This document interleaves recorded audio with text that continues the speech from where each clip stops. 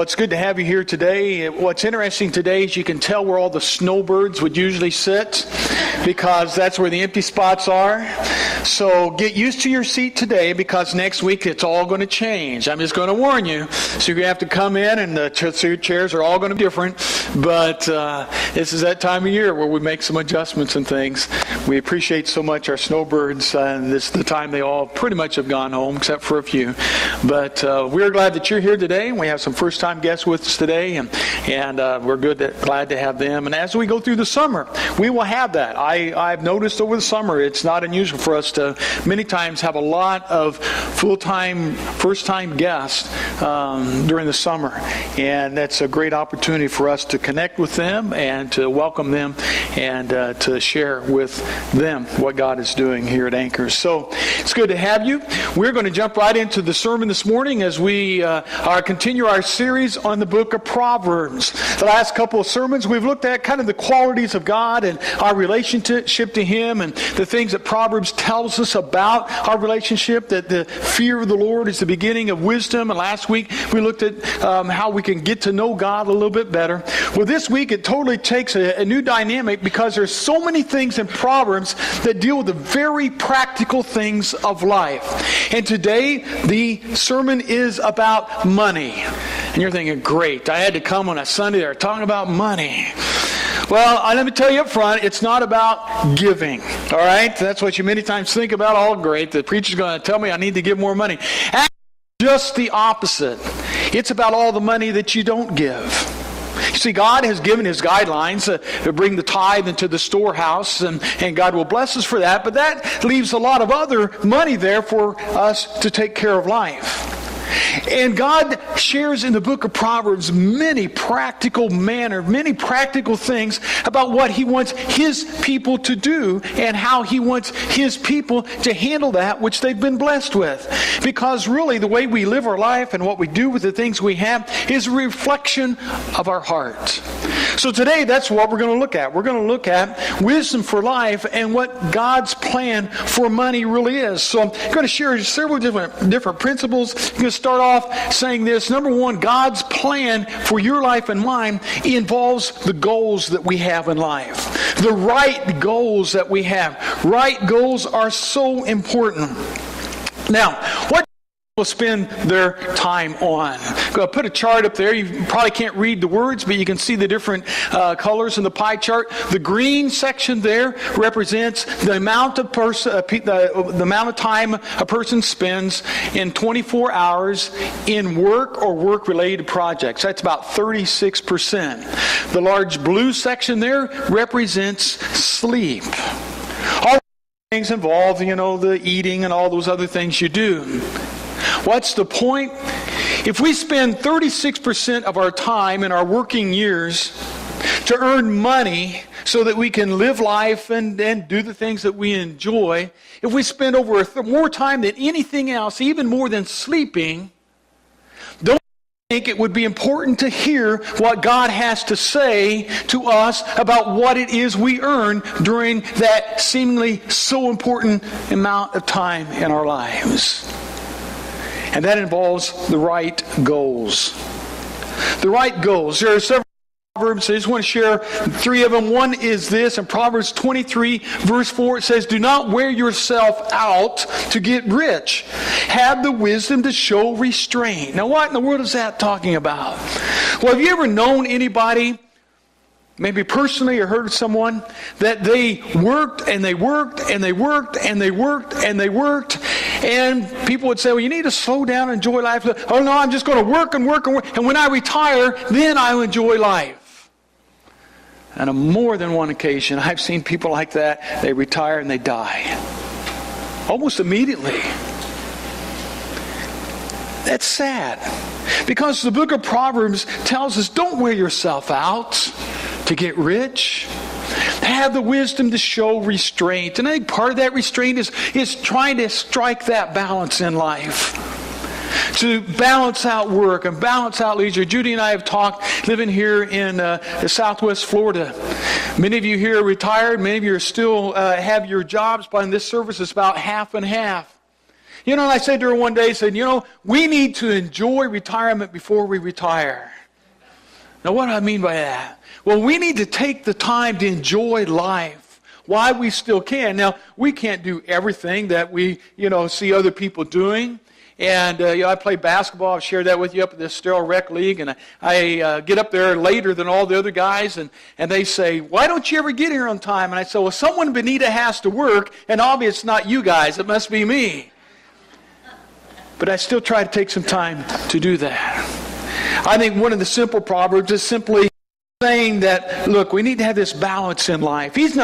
Proverbs is not saying, well, just be a lazy bum and don't work, don't do anything. In fact, we're going to look at another sermon later on this month that talks about work ethic. In fact, God says that we need to be good workers. We need to honor God in the way we do the things that we've been given to do.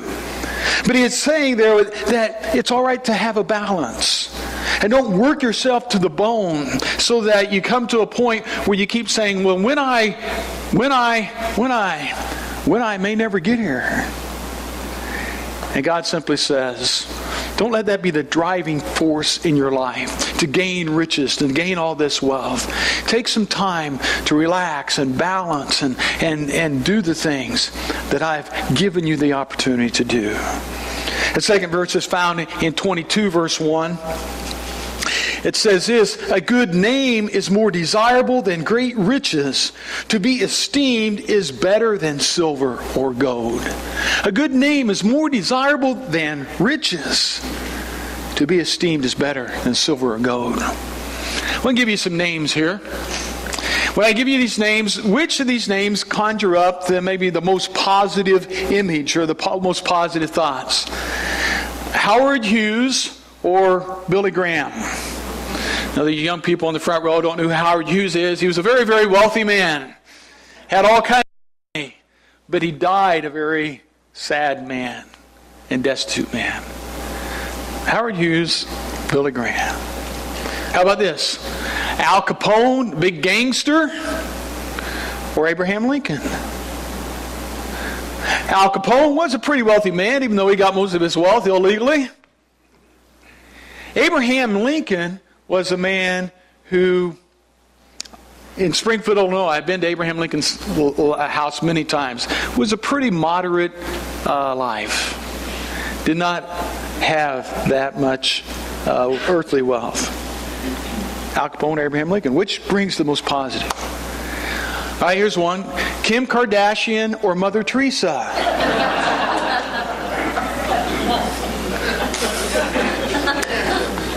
Is it plausible that the proverb is true? A good name is more desirable than great riches. Could it be that one of the goals in life is not necessarily accumulating great riches, but rather a name that honors God? Third proverb, Proverbs 22 verse 4, simply says, humility and the fear of the Lord bring wealth and honor and life. Humility and the fear of the Lord bring wealth and honor of life. The book of Proverbs with this concept, fear of the Lord is the beginning of wisdom. If having a fear of the Lord in our life becomes a part of who we are, then it leads to other things in life. Wealth and honor. Isn't it interesting here? It says humility and fear of the Lord bring wealth and honor. God is not against wealth. Many times we think, oh, wait a minute, God doesn't want anyone to be rich. Wealth can be so many different things. It's not just always money. It can be family. There's a lot of things that they encompass that concept of wealth. But what I love about this verse is that it's the focus that you have in life which often makes the difference.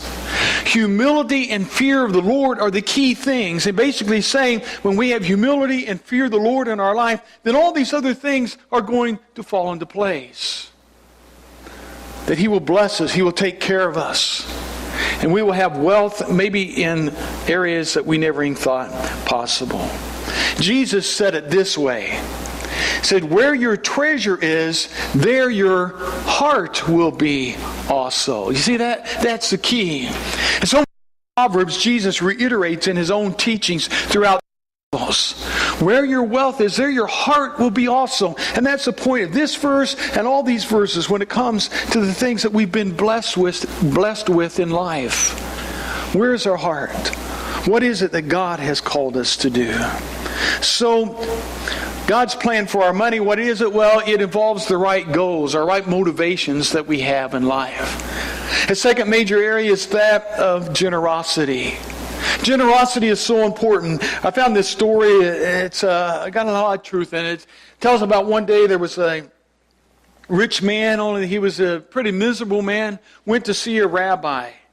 And he just couldn't figure out what had gone wrong in his life. And the rabbi took him to a window and he said, "Look out the window, sir, and what do you see?" He looked out the window and he saw some people outside, some children playing, and the people passing by on the street. And then he took him over to a mirror. And he said, "Now, what do you see?" He said, "Now I see myself," the rich man said. And the rabbi said, "Behold, in the window there is glass, and in the mirror there is glass. But the glass of the mirror is covered with a little silver, and no sooner is the silver added than you cease to see others, but you only see yourself." What was the point? The point is, Proverbs puts it this way in chapter 11, verse 25. "A generous man will prosper. He who refreshes others will himself be refreshed. People curse the man who hoards grain, but blessing crowns him who is willing to sell." They lived in an agricultural society, and people understood those agricultural illustrations, those agricultural terms. It says, a generous man will prosper when he does what? When he refreshes others. But it curses the one who hoards everything. But blessing crowns the one who's willing to share that. The purpose of generosity is not to serve self, but it's rather to refresh others. It's interesting, there's a lot of churches now that have a position in their staff called Minister of Generosity. And that position is a position that ministry is designed to try to help the people in the church connect with others and to give of themselves and to share, much like the Hands, Feet, and Heart Project. That person would coordinate all of those things. What is the point? To help us as Christians to have a heart that's generous for others. The scriptures say a generous man will be blessed. There's another proverb in Proverbs 22, verse 9, that says a generous man himself will be blessed, for he shares his food with the poor. There's an interesting statistic, and you can get on the online and look these things up. It's interesting as you look at them, but the poorest state in the nation is Mississippi. Okay? Poorest state in the nation is Mississippi. We all know where Mississippi is. We've probably driven through there some. But they also can find what states are the most generous when it comes to giving to charitable causes. Number one is Utah, not Mississippi. Number one is Utah, and they attribute that mainly because of the Mormon Church requires 10% of your income be taken from your pay, actually, to be in good standing with the Mormon Church. So that kind of skews the scale a little bit. But guess which state is number 2 on the most charitable giving in the nation? Mississippi. Generosity doesn't have to be done on a grand scale or to be recognized by all. I like the simplicity of this verse. He who shares his food with the poor. It goes along the story of Jesus once again. You've heard it as they're standing in the temple there with his disciples, and it's the time for the offering, and they were coming in, and the guys were bringing their, penny jars or whatever they collected their money in, and they'd pour it in these big metal containers, and they'd ring out, and everybody would be impressed. Oh man, look at that guy. Look how much money he put in. And then sneaks up the poor widow. And she drops in 2 coins, probably not even heard. And Jesus looks at his disciples, hey, see that lady? She just gave more than anyone else. I'm sure the disciples like, wait, what are you talking about? It doesn't even add up to a penny what she gave. But Jesus' point was it was her heart. She gave all that she had. She was more generous than the one that brought in the thousands and thousands of dollars. Proverbs says, a generous man will himself be blessed, for he shares his food with the poor. Simply put, God has blessed us in different ways, in various ways, and some have been blessed materially more than others, and all those things, in God's eyes, He doesn't add it up like that. He simply adds up the generosity in our hearts. It's maybe simply sharing a meal, doing something special to help someone else. But I really believe that's what God's plan for His children is, to have a generous heart. There's a third thing. This will be the one that's the hardest principle I'll share this morning from Proverbs, but it's that of contentment. You see, there's always something, isn't there?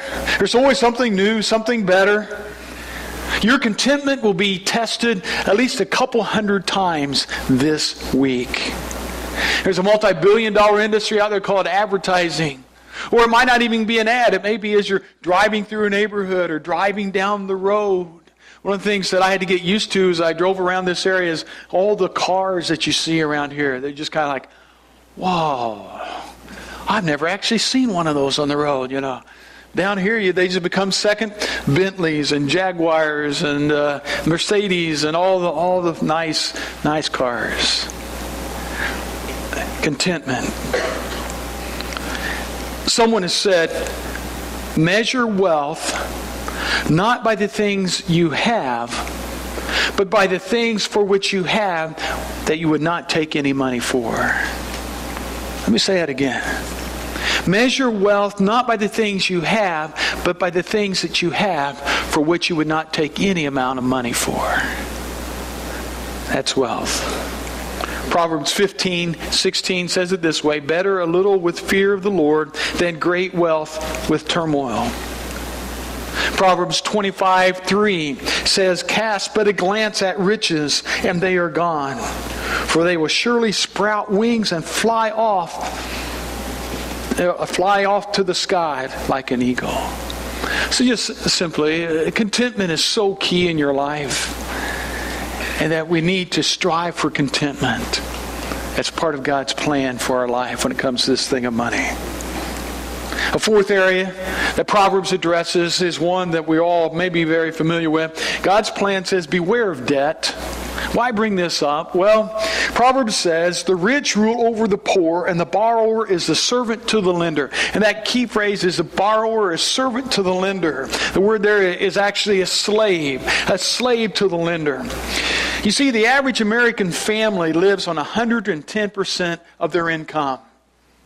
Now, how can you live 110% when you only get 100%? Well, it's easy. It's credit. Credit. And this isn't meant to be a financial seminar or anything, but this proverb here is so important for us to understand. Let me just give you this scenario. Suppose that you decide you're going to buy something, maybe take the family on vacation or get that, TV or that special event, whatever that is that you want, and you put $2,000 on your credit card, okay? And the only plan you have for paying back that money is to make the minimum payments.